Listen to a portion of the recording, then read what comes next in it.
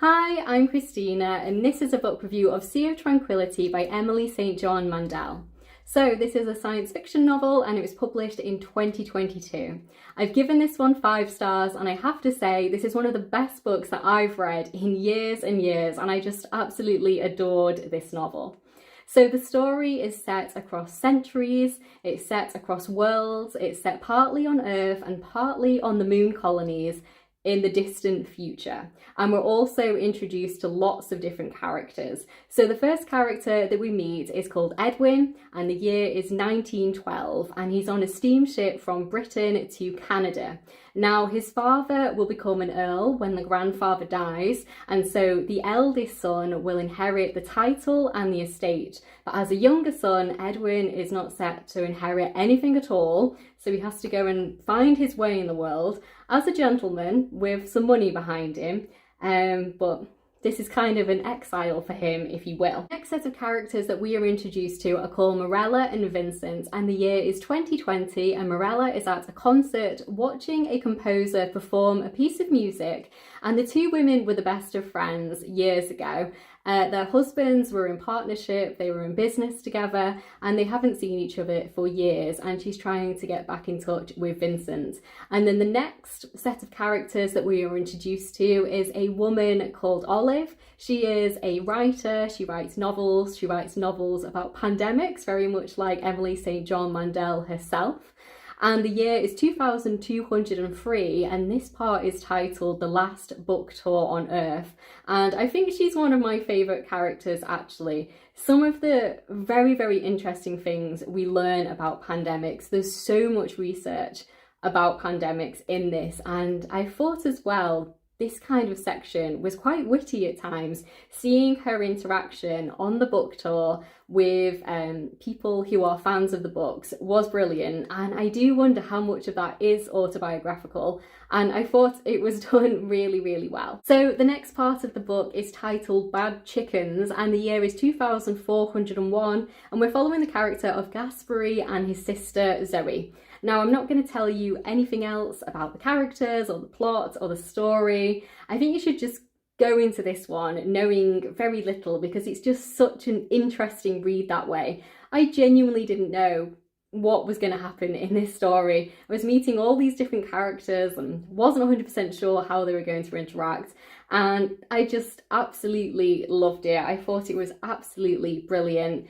It's one of the best science fiction novels I've read in a very, very long time, and I absolutely will be reading more by Emily St. John Mandel. Now, I know her book that she's infamous for is Station 11, and in hindsight, I do wish I'd read that one first, because I would say there's a little bit of spoilers in here for that one. I haven't read it, obviously, but I'm very much looking forward to going back and reading that one, and I think I will read that one next, because I actually have The Glass Hotel out from the library, but from what I've heard, they're all kind of connected in a way, and then obviously as the more recent ones, there might be little Easter eggs and stuff, so I think I'm glad that I've read her most recent one, because it was brilliant, and in terms of her kind of themes that she explores, I would say this theme is the one that's most up my street and makes me most excited. So I am glad I read this one first in terms of genre, if you will.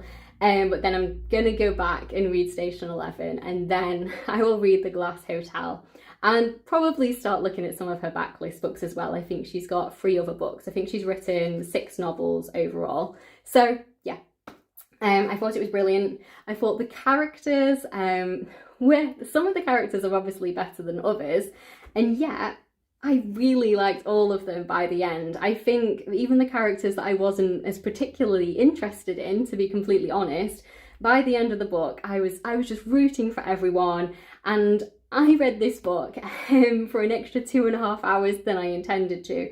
So I'd intended to go to bed at a certain time, and I stayed up for another 2.5 hours, because I just had to keep reading it and I had to finish it. And I was very tired from work the next day, but I have to say it was 100% worth it. It just got to that stage where I was like, I physically cannot put this book down. I have to know what's happening. I have to know what's going to go on. And some of the kind of science in this and the science fiction in this are wonderful.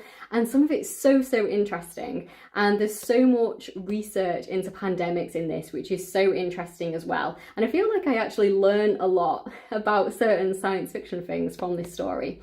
And then yeah, the character of Gaspari is wonderful. I think the character arc of him is so interesting, and the character development is so interesting as well. And in terms of who he is as a person, he's probably a little bit lost, I would say, in terms of his career and in terms of not really having many friends or a relationship and just kind of drifting through life, I think you could say, quite happily is what he's doing, and just kind of a little bit bored, perhaps a little bit indifferent. And I think a lot of people could probably relate to him. He's kind of like a normal, everyday kind of human, even though he lives, you know, hundreds of years in the future. And then some of the other characters, like the novelist of Olive, I really liked her. I thought she was very relatable. And then I think Edwin's obviously a little bit less relatable because he's from a different era. He's got a lot more wealth. But yeah, just really interesting characters in the way we kind of pieced it all together. And I had so many different theories and I was wondering about so many different things. And it's so hard not to give spoilers at all because I don't want to. But yeah, I think it's absolutely brilliant. 5-star read. Just think it's excellent. I could not recommend this one more highly if I tried. I just had such a good time with it. And I was just sitting there, just enthralled. I just thought it was brilliant.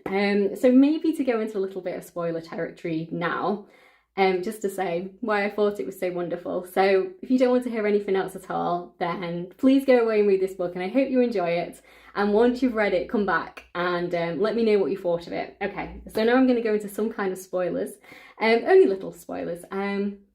This is genuinely one of the best time travel books I have ever read. I've read a few, and I do think time travel as a concept is one of my favourite kind of science fiction things out there. I just absolutely love time travel, whether it's books, whether it's movies or TV shows.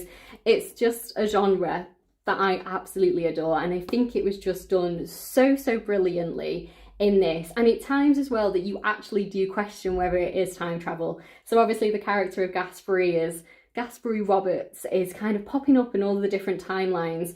And in the first one with Edwin, he's kind of pretending to be a priest, and there's all these strange occurrences in the forest with the music, and I think it's really good. It's kind of whimsical in a way, and whimsical in the very, very best possible way. And yeah, genuinely one of the best time travel books I have ever read.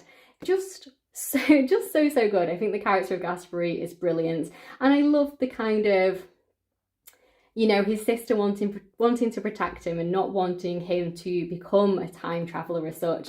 And then when he finds out about the Time Institute that his sister's working out, and just learning so many interesting things. And oh, the simulation hypothesis. I thought that was wonderful. I just was absolutely, just completely gobbled it up. I thought it was brilliant. Yeah, really, really great piece of science fiction. Very much looking forward to reading whatever she publishes next. And I am going to go back and read Station 11 first, and then The Glass Hotel, and then there's a couple of others that she's written, and I'm going to go and have a little look at those as well. But honestly, I don't know if you can say after only reading one book that the author's a new favourite author, but I think she's very much on par to be a new favourite author, and I literally can't wait to carry on reading more of her books. I normally wait a little while before I start reading another book by the same author, but honestly, I reserved Station 11 from the library literally like 20 minutes after finishing this book, and I should have been going to sleep, to be honest, but I was on my library website seeing which books they have by her, and they actually have every single book she's ever written.